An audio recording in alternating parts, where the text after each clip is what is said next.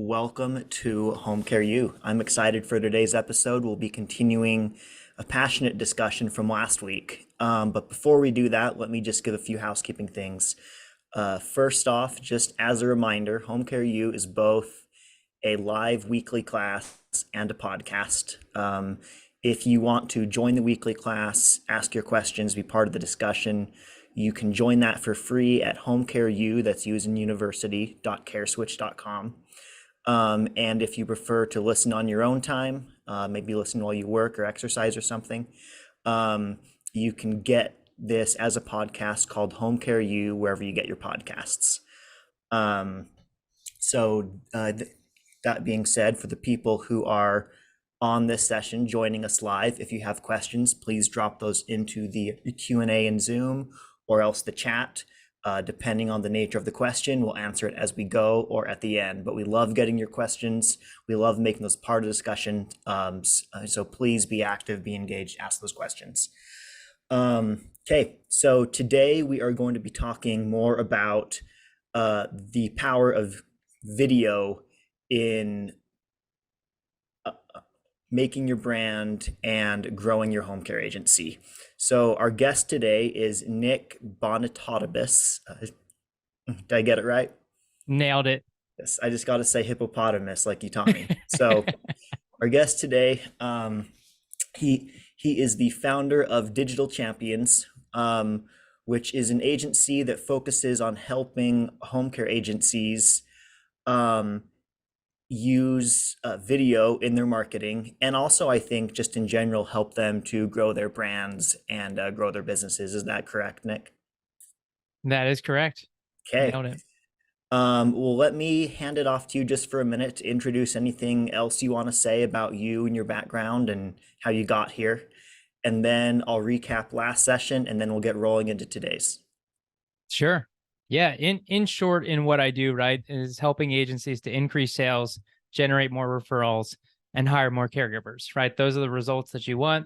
And that's my goal to help you do that. And, one of the things that I want to say as we dive into just to know a little bit more about me is one of my core values and my personal tagline is let's grow together. And it's really about this continuous pursuit of learning. And here you are, listening live or listening to this recording, listening to podcasts and learning. And we as business owners cannot succeed without the continuous pursuit of knowledge and learning. And so I just want to applaud you guys for being here to learn from people like Connor and other guests that have been on here, to focusing on your own personal growth as well as growth in things that you can implement within your business. So as we dive in, let's grow together.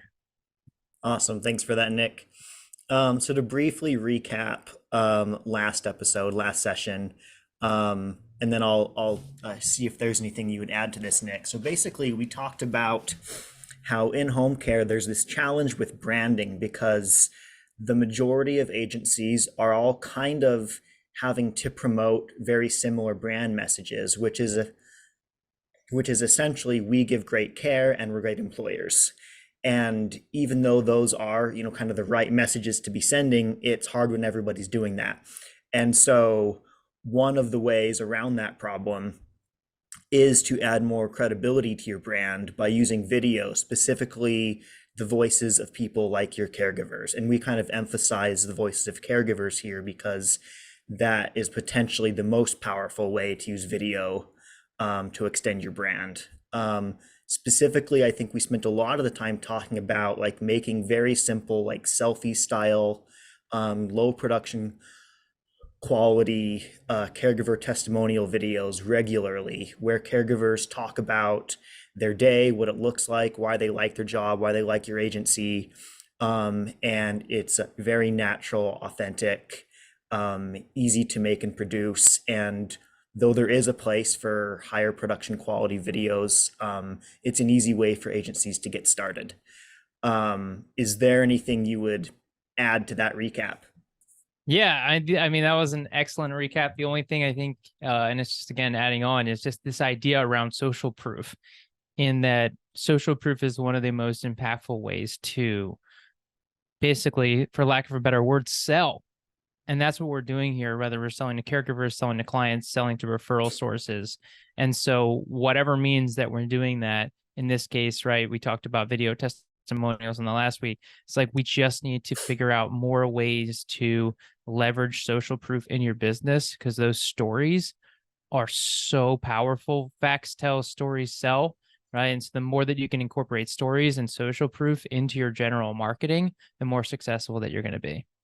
Love it and completely agree. And I think that that is becoming even more and more true as we advance further into like the social and digital age, and like just everything is more reliant on being able to hear what other people think of it, and being able to engage with them immediately, instantly, versus having to take a company's word for it on how they are. So the whole purpose of these two episodes with Nick, if I can boil it down, is really to provide content that, like, if you're an agency owner and you only heard these two episodes, and like maybe you've heard before that you need to use video in your marketing and you're not sure how, or like what to do or where to get started, that you could listen to just these two episodes and it would at least give you the confidence and how to understanding to get started and to do something that will drive value for your business today.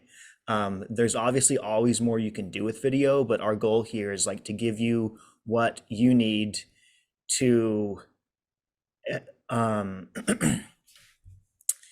least get that first wave of results, and like hit like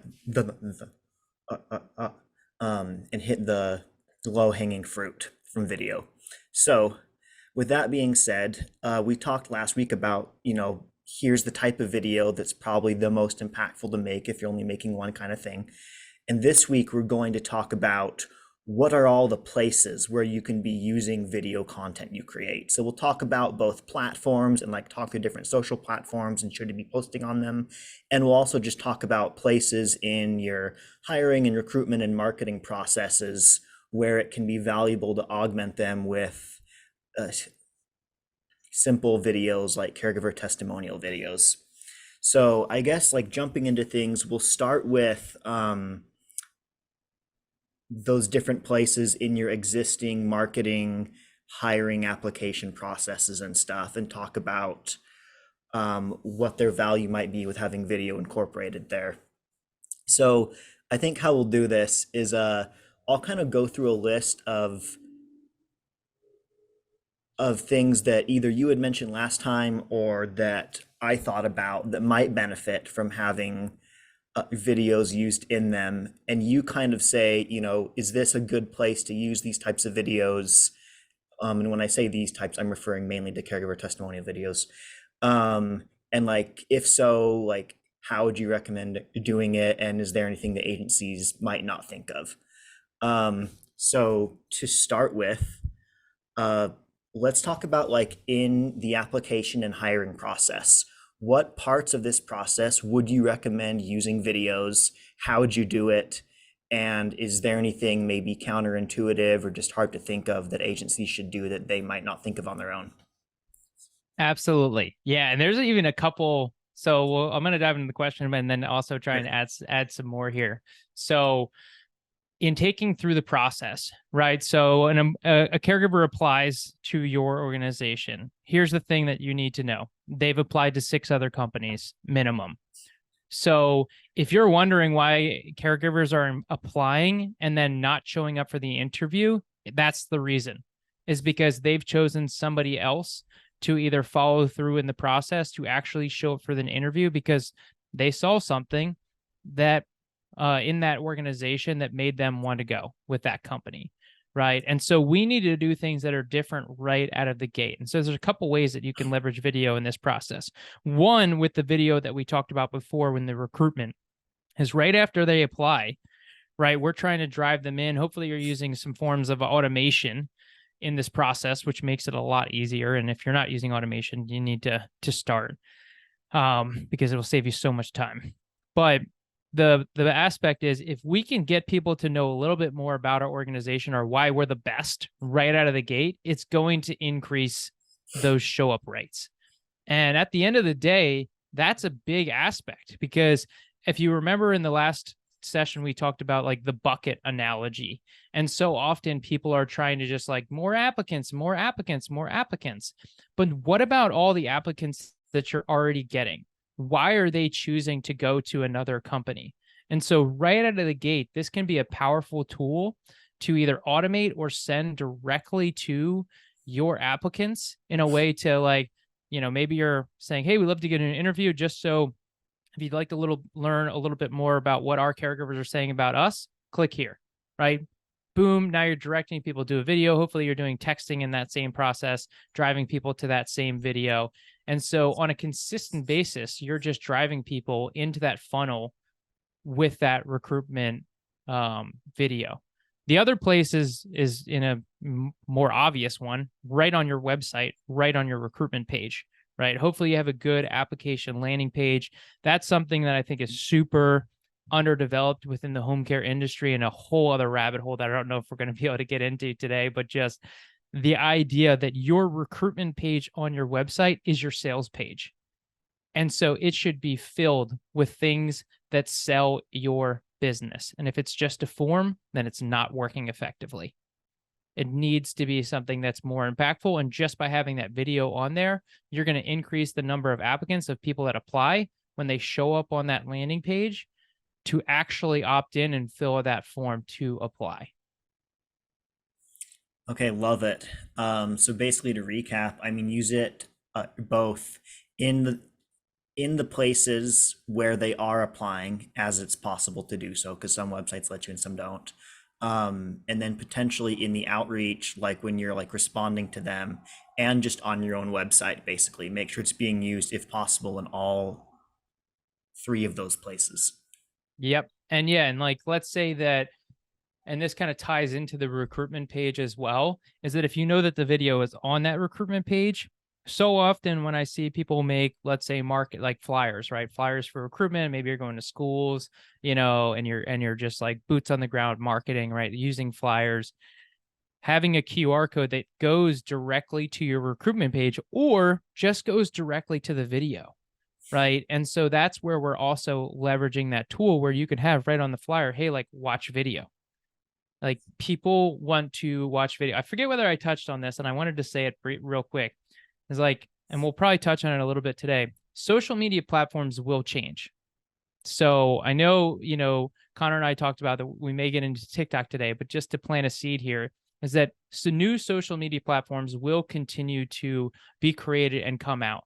But if you guys remember, there was this old platform called Vine, right? Guys, remember that platform, Vine? Some of you may not even know what Vine is. May it rest in peace. Yeah.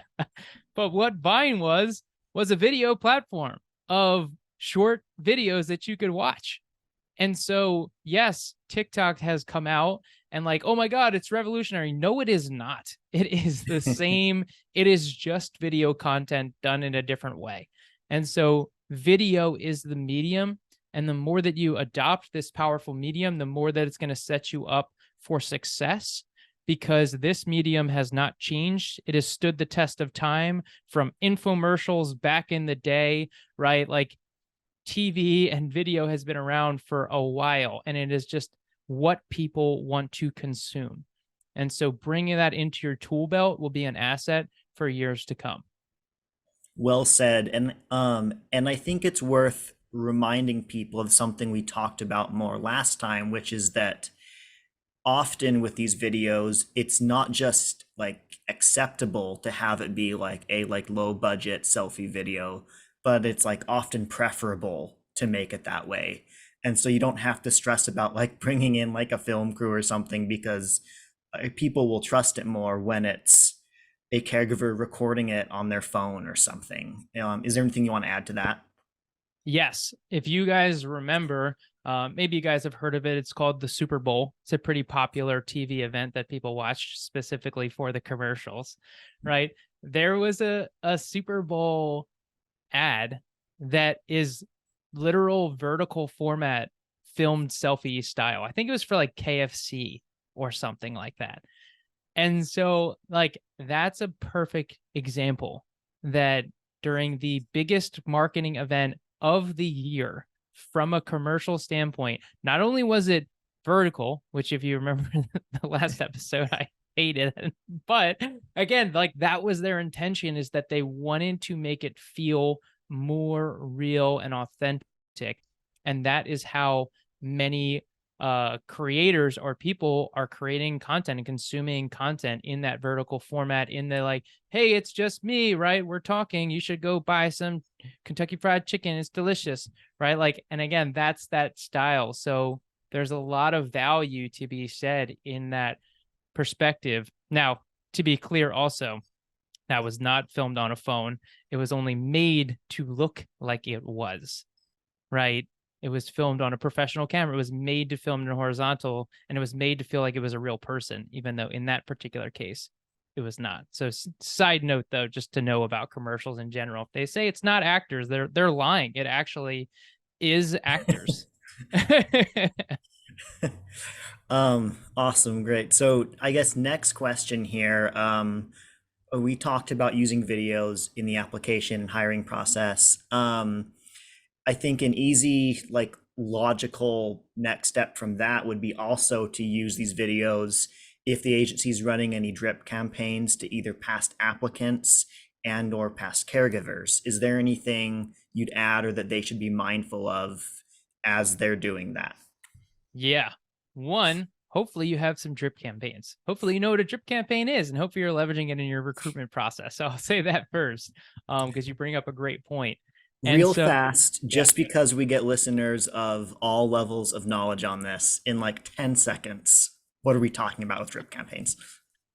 yes. So basically, whenever a new prospect and or caregiver comes in, we want to make sure that we're staying top of mind, we're staying in front of them. And so a drip campaign is basically a series of emails and or texts that is automated in a process that is designed to stay in front of them, get them to come back, get them to take whatever action it is that it is. And it's done in an automated fashion, whether it's a series of emails based on a time frame, like based on when they apply in a certain amount of days, and or based on certain days that maybe are going out, or certain actions that maybe they take. Is that a good explanation of that? Yeah, that's really good. Go on. Thanks for letting me interrupt you. Yeah, absolutely. So from the automation standpoint and leveraging this in your content, is you can now input this video content into your drip campaigns and bring it back in. Because as we touched on at the beginning of this video, right, social proof and stories become really impactful. And so this is a way where you actually can leverage two forms. So one thing that we've been talking a lot about video, and I think it's important to mention that not everyone is a video person. And so we always want to make sure that we're leveraging multiple assets, right? You can't take a text and turn it into video, but you can turn video and turn it into text. And so with that being said, in your drip campaign, if you remember on part one, we talked about interviewing your caregivers so that you have a compilation of all of the testimonials in one core video, but then you also have each video testimonial or each person as their own testimonial. And so then each of your testimonials can now be then input into your drip campaign, where you can either take the transcription, maybe even, ready? Here's a little tip here. How can we build curiosity to get people to take the next step? So this is kind of an email marketing tip, but I'm going to share this because I think this is one of the most impactful marketing strategies that you can use and leverage in every single aspect of your marketing, which is understanding that we need to draw people in constantly and understand like, oh, I spent all this time creating this email. Great. Did they open it? The subject line is the most important part of the email. Right. The same thing goes with any social media post. The first line that you say, every single goal is to get people through that first step and drawing them in. This is the hook, right? Every successful TikTok, a YouTube video, they start in the beginning and they draw you in to getting you to want to watch more. And so for this example, using the testimonial, you may consider saying something. You start part of the testimonial where it's intriguing And then you do something like a dot, dot, dot. All my clients know that I love the dot, dot, dot. If you follow me on social media, I do a dot, dot, dot like all the time, where I say a first line and then I do a dot, dot, dot, and then I elaborate more because then people want to know, right? You're creating this curiosity. And so you could do the dot, dot, dot, and then have, hey, like, get the rest here. And now they're clicking. And so you're drawing people in to wanting to see more. And that's kind of the process in how you can leverage this in your drip campaign, leverage these written testimonials, and leverage these video testimonials in your automated sequences. Awesome. Okay, similar question, but shifting gears a little bit. Let's talk about using videos in efforts with referral sources, what that might look like. And I think specifically too, like, is it still relevant to use caregiver testimonials with referral sources? If not, what should they use? If so, how and why? Absolutely. Great question. So the first part, in regards to leveraging your caregiver testimonials, yes, it's powerful, but I will say that that video is more geared towards just attracting more caregivers.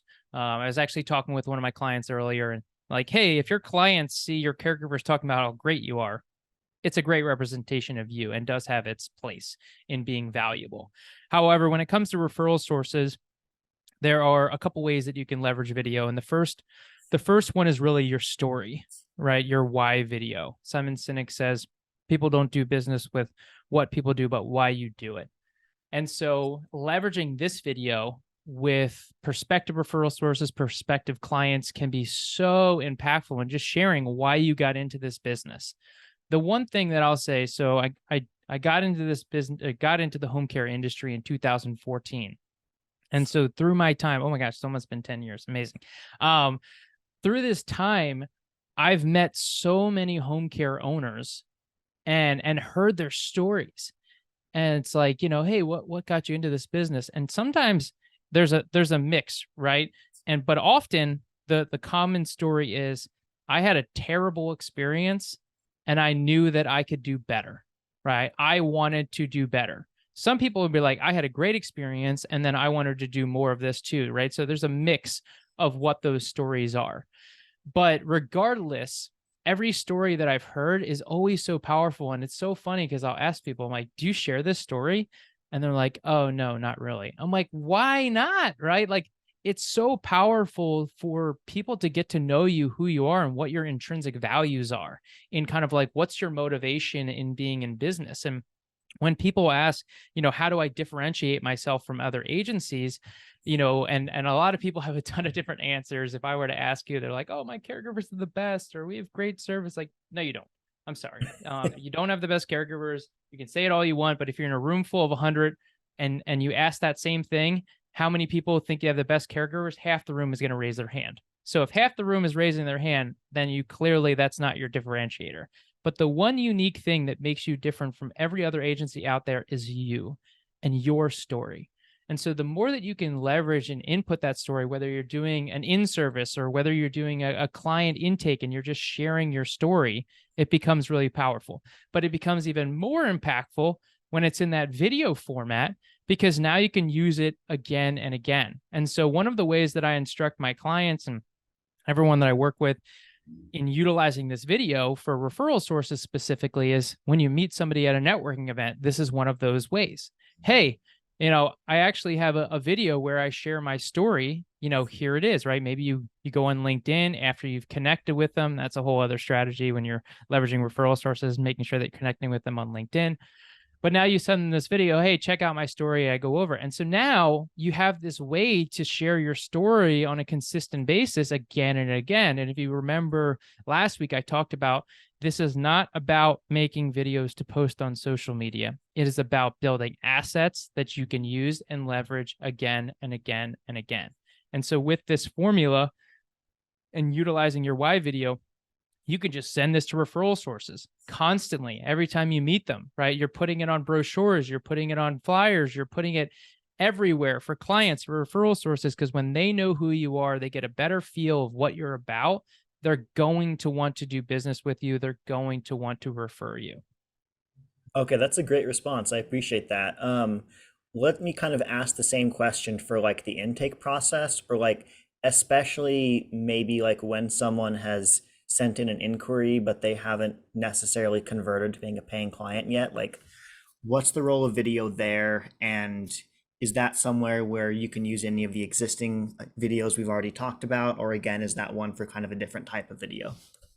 Yeah, so this video is really what I call like your number one video, because it can also be used in your recruitment process and getting people in your caregivers and using in your funnel automation and your sequence, which we already touched on, right? So this is one more video that can be implemented into that process. But the best place that it's going to be is right on your website. And so often people underutilize what their website is. You know, they make it once and they're like, great, all right, my website's up, but not actually realizing how many people may be going to your website and not calling you, right? Do you even know that stats? Do you even know the data on how many people? Because at the end of the day, right, people like to shop. We're in this digital age now where, yes, if you get referred to somebody, you are more likely to go with that company. That's why, referrals from friends and family or referral sources is always going to be the highest conversions, right? You're getting the most sales out of those referrals.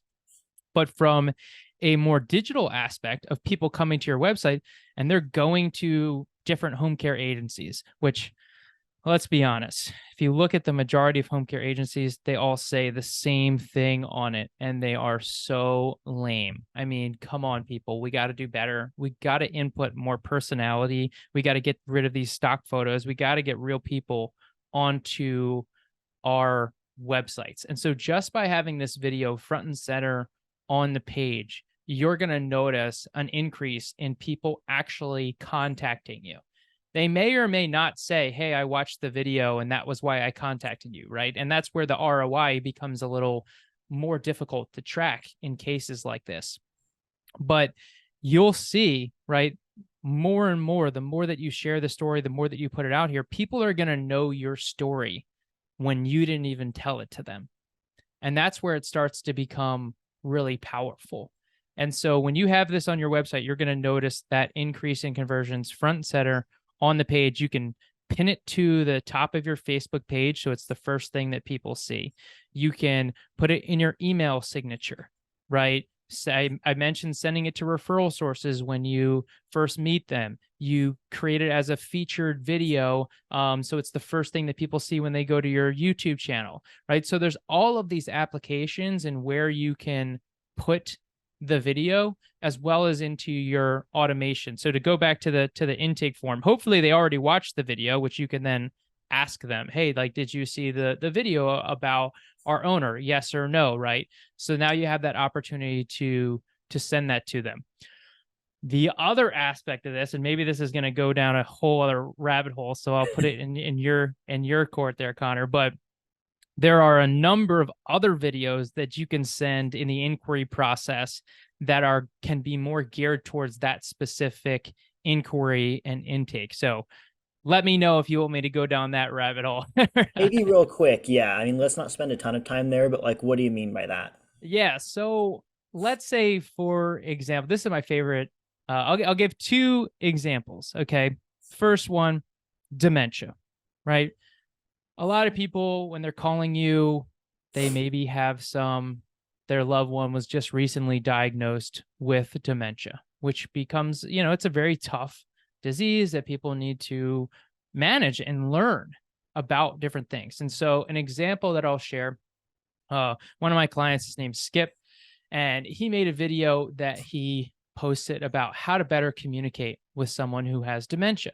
Because, if you've been in this business long enough that, most people are not equipped to handle someone that's going through dementia. They get super frustrated really easily, and they don't know how to best communicate. And so if someone calls you and they're talking about dementia, you can now say, hey, I understand that this is new for you. We actually have a series of videos that we can send you that are based on how to, manage and care for your loved one who has dementia? Would you like me to send them to you? And so now you have this resource that's geared specific to whatever it is that they are struggling with. And there's a number of other different videos, like, how to transition from the hospital after a stroke, right? Different things like that. But what I love about Skip's example and why I wanted to bring it up from the dementia standpoint is that he posted that video on Facebook, actually. And what ended up happening, his cousin watched the video and she commented, she actually shared the video and said, I love this so much. I can use this with my son who has special needs. And so here, this video that had nothing, right? She doesn't even have someone that she knows that has dementia, but the content was so valuable.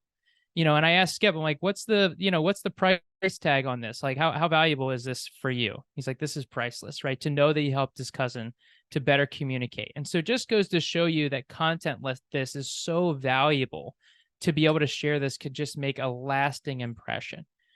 Another topic that you may consider creating in your intake process. One of the most common things that I'm sure you've heard, again, if you've been in business long enough, someone calls you, you give them your whole spiel, and then they say, okay, yeah, thanks. I just want to shop around, look at some other companies. And you go, I get it. I totally understand. You want to go, you want to see what else is out there. So we actually created a video on questions to ask a home care agency so that when you're going to these other companies, you know what to ask. Would you like me to send it to you? Oh, yeah, absolutely. That would be great. So now you're sending them this video, and each question is geared towards selling your services, selling why your business is better based on the questions that you're telling them to ask. And then who do you think they're going to be thinking about when they're asking all of your questions for these other companies? You. So this is just, again, and there's a whole list of contents and topics that we could dive into, but those are just two examples that can be really powerful in your intake process in driving more business, getting more sales, right? So that you can grow your business. So I really like that last idea, but I do want to kind of make sure and see if there's a clarification on one part of it. I I think it could be easy to kind of hear the way you describe that and take it in like sort of a tricky way of like, you're you're trying to feed them the right questions that will get them to realize that you're the agency to go with, even if they're, might get really good or better help somewhere else.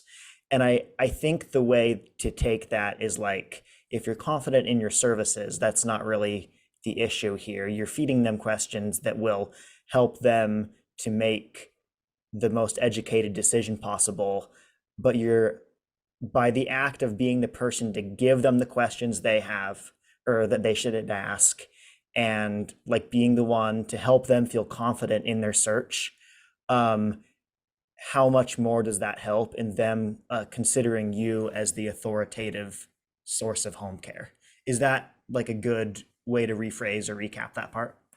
Yes, 100%. And to even simplify it even more, the idea is you being a resource. And that's the whole goal, is Love that. being a resource. And so, yes, the idea with video in many cases is to drive more business, more leads, more sales your way. But the whole focal point is really just being a resource. And so, to use a different example, like let's say for the dementia one, you may say, as one of the tips for dementia, I recommend getting support. Hire a home care agency, a caregiver to come into your home. So maybe that's tip number 6 on how to care for your loved one with dementia. So you're saying get a home care agency. You're not saying hire my home care agency. You're just saying you should consider getting support because it's going to really help. And that's that idea of basically selling by simply being a resource. You don't need to talk about how great you are.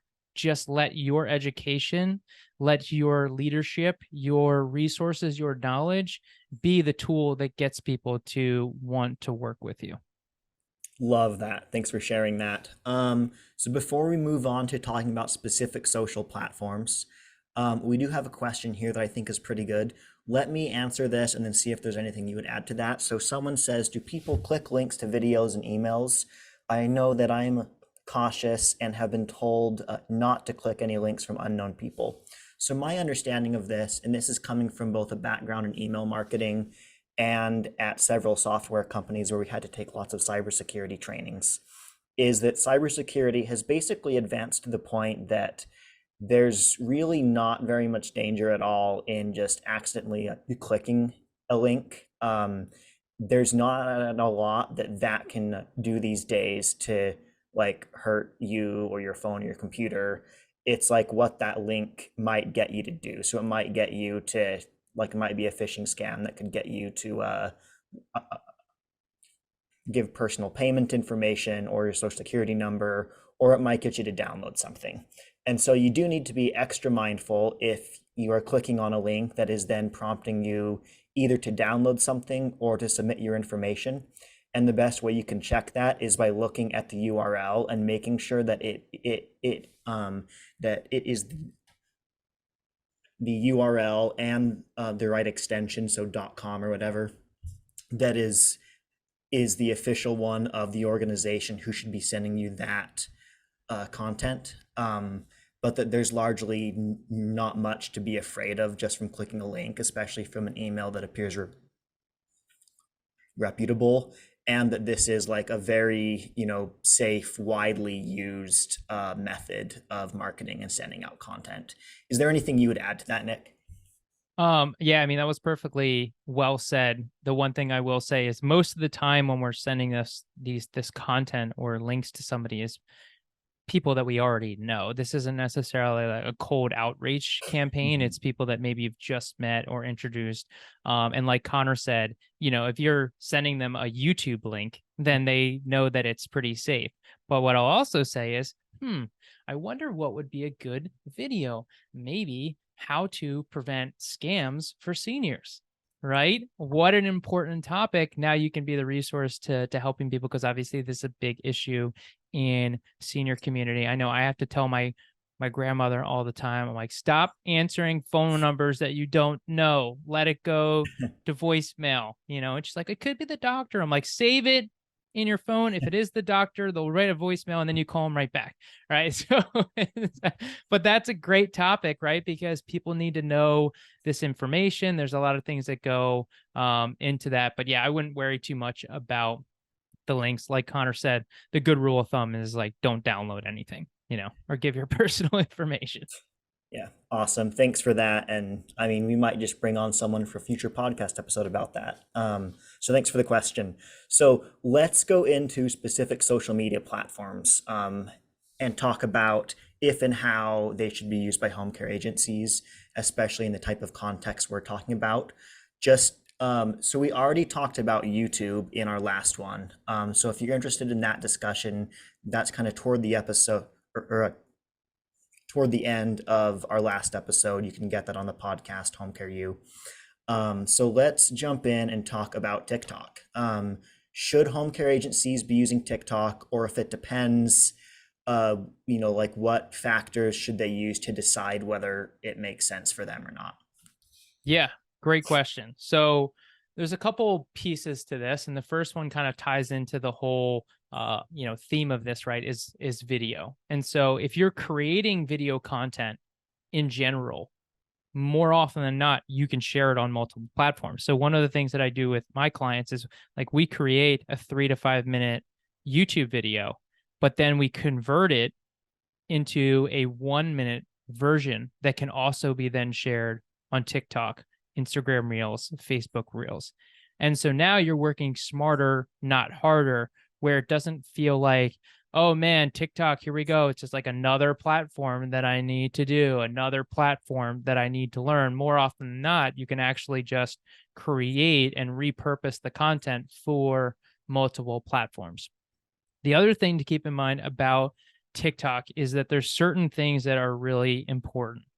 So number one, and we touched on this a little bit in the last episode about just like vanity numbers. And so sometimes we want to get tons of views on TikTok, and we think that's going to be valuable. But you got to keep in mind that this is like worldwide content. And so people are consuming everywhere, and you have a very localized business. And so it's really important that you're using those localized tags, because that will help focal the attention based on your own geographic location. But that being said, just by having some and any consistent posting on TikTok can share as a really asset on just your recruitment process, and being like, hey, we're hip, right? I love using that word. It's so funny. Oh, it sounded funny even coming out of my mouth, right? But The it's just surest way to tell that you aren't hip is if you say hip, but go on.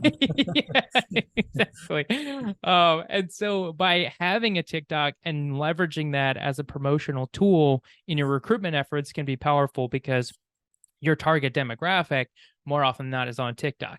That being said, in additionally, if you're like, oh, I'm not on TikTok, my audience is on TikTok, do your own research. But if you look at the data and the demographics of people that are on TikTok are 100% in your demographic, and TikTok continues to grow in popularity. And I see every day more and more people moving over to TikTok. And so it is a great medium. But again, the thing I'll circle back to that's the most important is that if we are creating content, that we're not just sharing it to one platform. How are we getting the most out of the content that we are creating? Love that. So it sounds like definitely one takeaway from that is that there can be value in simply having a presence on TikTok, to kind of speak to the forward thinkingness and being tech savvy and everything of your brand. I'm going to give the question and potential pushback that you've been expecting from me, I think, at this point. So, like, which is to give a little bit of background. There is definitely value as a home care agency in helping to educate people about care, how to get good care, how to give good care, even if they're not people who will ever, buy services from you. Maybe they're located in another state or something. And there is value in that. That being said, as a business, your objectives and where you put your resources do need to be built around what is going to drive results for you and what is going to bring in new clients. Which I think in terms of like a video on social media means there needs to be some part of it that's location based. So that you're reaching people in your area who might be potential clients or families of clients. Can TikTok do that? Is it like geographically based? Do you have the ability to do anything on it to make sure that you're reaching at least some people who are in your area? Yeah. So one of the ways that TikTok can actually be more effective, and I'm not an expert in this particular area, but using it as an ad platform, right? Because then you have that ability to really target exactly who you want to utilize. And so if you're doing an ads are one of the most impactful ways to grow your business, both from a client base or from a recruiting base, because everything can be tracked, right? If you have a proper funnel or way of tracking everything, then I've spent X amount of dollars, it generated X amount of caregivers or applicants, which then went to X amount of hires. Or, hey, I did this and it generated X amount of, clients based on this particular ad. So that's where the location can be effective. But as far as like top platforms that home care agents should be using, TikTok is not one of them. Okay, that makes sense. A couple questions with that, because I think the ads point is really interesting because you can target ads geographically, and depending on the type of ad, and the platform, you can often do more targeting than that. What would you say to the agency owner who is listening to the podcast as you're saying this and saying, okay, that's great, but TikTok is for Gen Zs who are not the ones looking for care for their parents, and certainly not seniors themselves who might be looking for care for themselves? What's your response there? So from your target audience, more often than not, the target audience, like you said, Connor, is the parents or the adult children looking for care for their parents. Yes, occasionally you get the senior that's getting care for themselves, but that's a lot less from a percentage standpoint. And so from an audience base, if you look up, right, so that would put our target demographic from somewhere between, let's say what, and correct me if I'm wrong here, Connor, but let's say 35 to 55 would potentially be where people are looking to be care. We may even could like bump it up to 60 if we want. If you look at the demographics on TikTok, that continues to rise more and more, the age demographic. So here's a great example, right? I'll share this real quick. I remember way back when I joined a little platform called Facebook. And I had a brother, an older brother. He's 5 years older than me. And when I joined Facebook, he yelled at me. He said, "What are you doing on Facebook? That's for college kids. You're not supposed to be on Facebook." And now what do people say? Right? "Oh, well, that's for old people." Right? And so every new platform that comes out, there is this transition and trickle effect that more and more people are going to move over to TikTok. And so by the time the senior generation, or like your target audience, is going to continue to gradually move over to TikTok, and then a new platform is going to come out for all the younger generations that they're going to jump on, and they're going to be like, TikTok's for old people. And that's exactly what the transition, that's what we've seen. And so these trends are just going to continue to happen. That's why I said like social platforms don't matter as much, because they're going to continue to change, which can be often stressful. You're like, oh gosh, I feel like I'm just getting a hold on Facebook, and you're telling me, it's going to change again. It's like, well, this goes to how I started this call, is that we need to be in a continuous pursuit of learning and growing and changing. And if you want things to always be the same, your business is going to fail. Things are going to constantly be changing, and we need to be able to adapt and grow. I completely agree with all that. So thanks for putting it that way.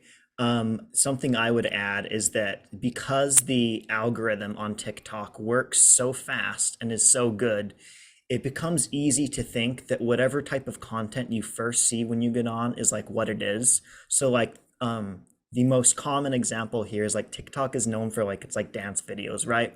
And so like I like have friends and family who have like been on there, and they've like looked at like maybe trying to do TikTok for their business, and they get on and they're like, well, it's just dance videos. Like uh, that that's all I see on there. And I'm like, that's because it's an algorithm, and that means you just watch the first couple dance videos, and now TikTok thinks that all you want is dance videos. But like there is a community on there, something talk with a hashtag for every conceivable topic you could imagine. And so the people are already there, and they're moving there increasingly more. So I completely agree with what you said, that, and I think just to recap all that too, like I would agree that since it's not very location based, on the just posting content side of things, it probably doesn't make a ton of sense for home care agencies outside of having a presence on it. But the place where it is worth it for some agencies to look at it and consider it is on the ads side of things, and actually doing paid ads on TikTok. So love that. I think that's really specific, useful advice. Let's talk about Facebook and Instagram. Specifically, I think like Instagram Reels are going to be most relevant here. Most of what we've already said about TikTok, I think, applies to Instagram Reels. What I'm kind of most curious to hear, Devon, before I, maybe add any thoughts of my own, is like, is there an increased ability to keep your content focused geographically, locally, with Instagram Reels? And if so, like, how do you do that? And like, what are the ramifications of that? Yeah. So a few quick points. So the first thing to understand about, and this kind of goes into like the TikTok thing and just understanding social media in general, is that often when people think of like successful social media campaigns, it's based on this virality and getting tons of views across all platforms. But the thing to always remember is that the fundamental aspect of social media is building relationships. And so if you have 20 TikTok followers, but they're 20 of your referral sources, it's going to be a great platform for you. So it's not so much about the followers of how many you have, but who is following you. Well And said. so that's that avenue of like, oh, well, ads or views and all that stuff. None of that matters if the right people are watching.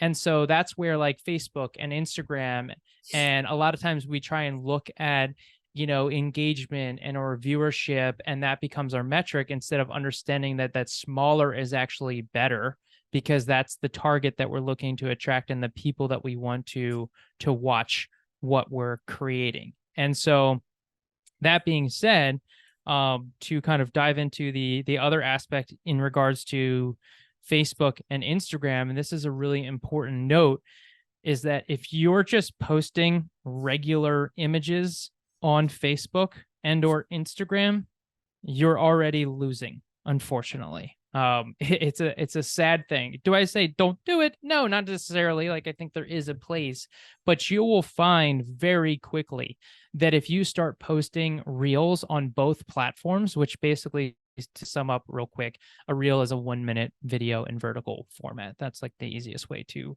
kind of summarize that. You will see a greater reach on your existing following, just based on that. And so there is. So, to jump in here real quick, sorry to interrupt. Just to make sure that we're clear here, what you're saying is that like the platform boosts reels and videos to your followers more than it sends them or like shows them your regular posts. Is that correct? Yes, and a big part of that is the reason why TikTok has been revolutionary in certain aspects. It's the first platform that continues to show you people that you're not following. And so whereas Facebook and Instagram, the way that they were built on is that you're seeing the pages that you follow. And so if you're just doing regular posts on Facebook and or Instagram, the only people that are going to see those posts are people that are already following your page. Contrary to like people searching hashtags, but I don't think people even do that. I'm not a huge, like, there is a place for hashtags, but like not in like the discoverability. It's actually more effective in the Reels standpoint, because Reels are now being shown to the general public based on their own viewerships and whether or not they may or may not like your content. And so just by posting more Reels, you're going to see that, one, your existing followers actually are seeing the content, and you have the potential to open you up to new followers and key contacts that are relevant to your audience. Interesting. So a couple things to unpack here. I want to make sure that I understand. So there are at least two things you can do to like make your posts or like reels or videos be geographic on Instagram, and that is to tag a location and also to use hashtags that are local to the area. It sounds like a natural kind of implication of what you're saying is that like neither of those are super great for getting found by new people most of the time. And so it's kind of better to think more about like, are you, being seen by the right people, having the right people following you initially, and then also using video to get post or so that the platform will put your content in front of more people. So first of all, is all of that accurate? Yes. Cool. Yeah. There's something I'd like to say. I don't know if we have full time, but I'd like to, this will kind of be a good transition into other potential platforms and the relevancy and why they're so impactful based on less viewership and more targeted audiences. So real quick, one of the most underutilized platforms within this industry is LinkedIn, because it's the one platform. Yeah, Connor's he kills it on LinkedIn. If you're not following Connor on LinkedIn, go follow him. When you're not utilizing LinkedIn, you have to think about it that your referral sources are on LinkedIn. So one, don't post stuff that you would post to your Facebook business page on LinkedIn, because it's a totally different audience. So one quick caveat there. But when you can start to collaborate with other industry partners, right, referral sources, now you take a photo at a coffee shop with, the marketing rep for a hospice company, right? Now somebody who you just tagged that knows that person from the hospice company that maybe works at an assisted living now sees you and is like, oh, who is that? Is that someone I should know? Like, who's Connor? Can you tell me more? Right. And so now you're actually leveraging your referral partners and getting in front of the right people because you have mutual connections. Most of your connections are probably local based, right? Your referral sources are local based. And now you have that opportunity to now find new people that are specifically geared in your territory and potential referral sources for you. Love that. A couple just like tips I'm going to drop in there super fast with LinkedIn, because it's kind of like TikTok in the sense that like the right things get like super boosted by the algorithm, and the wrong things will just like have your post get killed by the algorithm. LinkedIn really likes pictures and video in posts, and it will boost those to more people. It will also boost it more if it gets like more engagement um, in the first hour or two. And so like it's just important to have something that asks people for their feedback or asks them to give their thoughts, something like that. And finally, if you're sharing a link in your post on LinkedIn, don't put it in the post itself. Add that link in a comment on the post after you post it, because LinkedIn doesn't want to incentivize people to leave their platform. And so if a post contains a link in the actual post itself, it will really downgrade that in the algorithm. So just a few things there that are useful to anyone listening and thinking from the LinkedIn perspective. Can I add to that real quick? Yeah, go for it. So this is, I mean, one dramatic thing that will change your social media. Stop sharing links. Like Connor said, so all of the social media platforms make money by keeping people on the platform. So anytime that you share a link on your social media, specifically like, oh my gosh, Facebook really hates links, like to the highest level. So I see people in home care posting like articles constantly. It's like, stop. It's the worst type of post. The algorithm doesn't want to show links. They don't want to take people off the platform. And so no matter where you're posting, one, do your best to not record to post any links. If you do, put them in the comments. But have them in also your bio. Your bio is fine. But go yeah, on. excellent. Great add-on. Make sure that you are uploading your content directly to the design platform.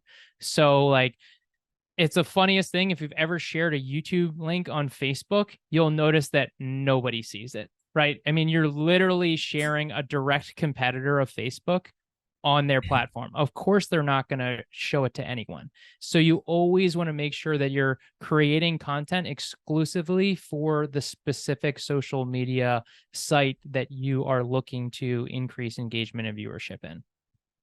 Love that. I've got one more thing I'm going to add to this really quick, then a couple last questions for you. I know that we're like almost at the end of our time. Thanks to those who are staying. This has been a really good session. Just something I want to add here really fast while we're talking about different platforms, is posting to Facebook from your business page is almost worthless. And tell me afterwards if you like agree or would add anything, Nick. But basically, since 2017, Facebook changed its algorithm so that like almost no one gets shown posts from just a business's Facebook page. If you pay to boost it, that's different. And if you run ads, that's different. But like basically it just sits there. And so it is good to have some posts on there to have a presence so someone doesn't look up your page and have it just look dead. But like that is not where you're going to get shown to new people, and it's hardly where you're going to get shown even to the people who theoretically follow you. Anything you would add, change, or argue with on that, Nick? Yeah, when you said it's kind of just laughed because it is sadly a true in many aspects, in that your posts getting shown and seen by people is just so pathetic and sad. And it's unfortunate. I mean, when you have to think about it like this too, from the algorithm. And if you have like, I don't know how many Facebook followers I have like 2,000, I think, Facebook friends or more. So if you, and I'm following, I don't know how many pages, if each of those pages are posting every single day, then I'm getting 3 to 4 thousand posts every single day. Of course, I can't see them all.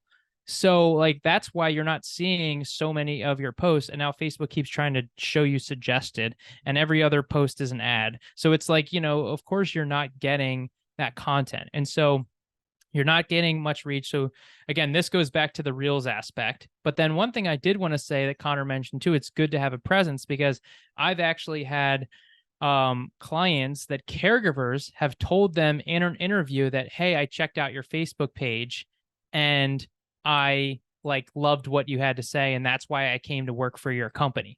So there's that merit, talking about what I mentioned earlier, like pinning some of your top videos or pinning that one main video so that people see it when they go to it. But what I will say this is that I think you will get a lot more value from the Facebook platform from a personal relationship building story. If you guys are friends with me on Facebook, and I'm curious to see how this happens when I go to speak at an event in November. But I want to do a test where I ask how many people know that I recently went on a road trip, and because I guarantee that a ton of people that are going to be in that room that are friends with me on Facebook saw that I went on a road trip.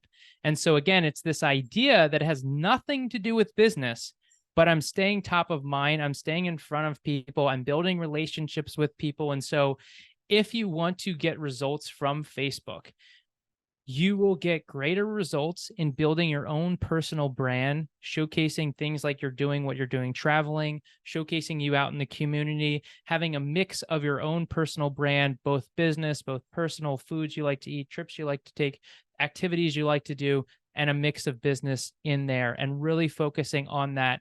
Hey, I want to see what's going on in your life. You want to see what's going on in mine. That's how relationships are formed. That's how referral sources are formed. That's how you remind people, hey, I own a home care business. Hey, I own a home care business, without just posting constantly about your home care business. So to sum up, because I know we're running along, yes, business pages on Facebook are not great. But there is some aspect. But if you really want to leverage social media in general, how you're leveraging it from a personal relationship building aspect is where you're going to get your greatest ROI. Awesome. Thanks for that. We have a follow-up question to that really quick. We're going to be slightly over time here. Hope that is okay for you, Nick. Yeah. Okay. So someone says, do you mix the business on the personal page or the business page?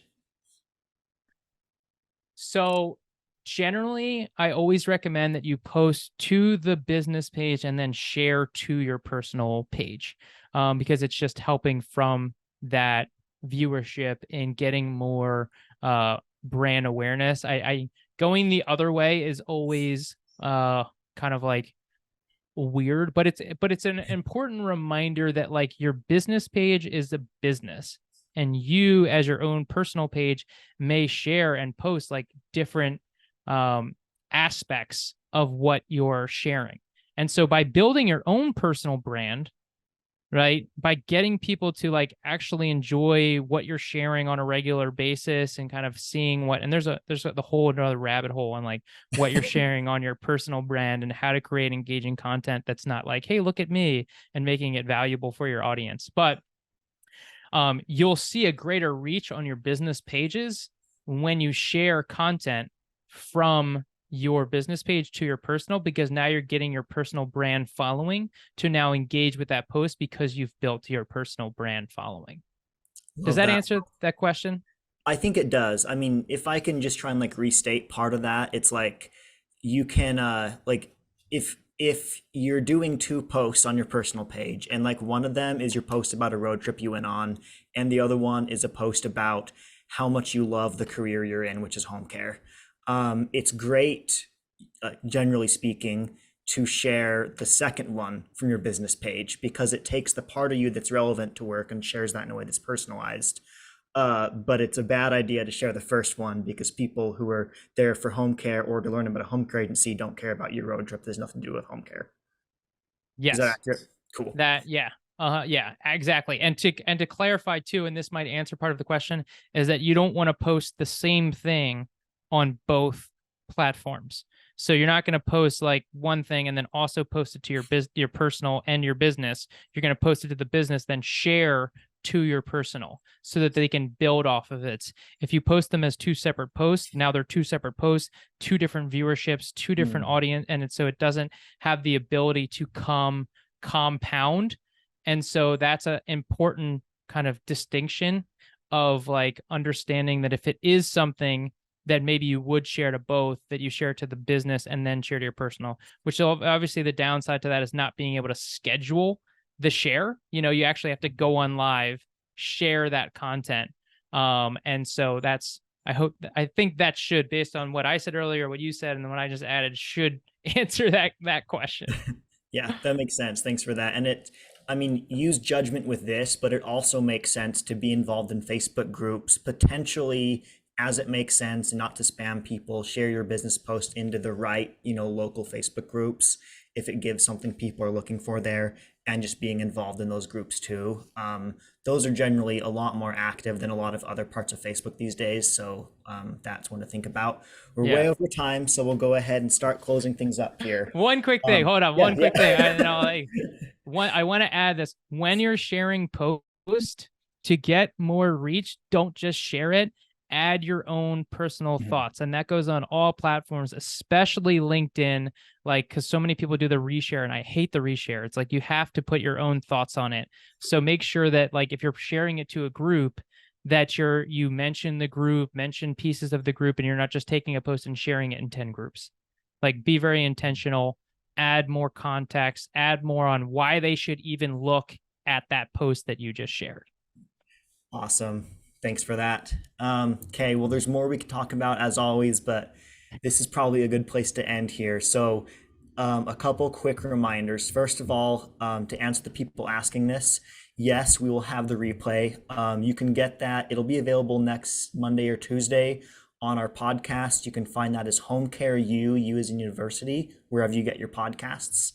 And then also a reminder for those who find it there and are listening to this as a podcast first, you can join the class live, add your questions in the chat and Q&A by registering free at homecareu, that's U as in university.com.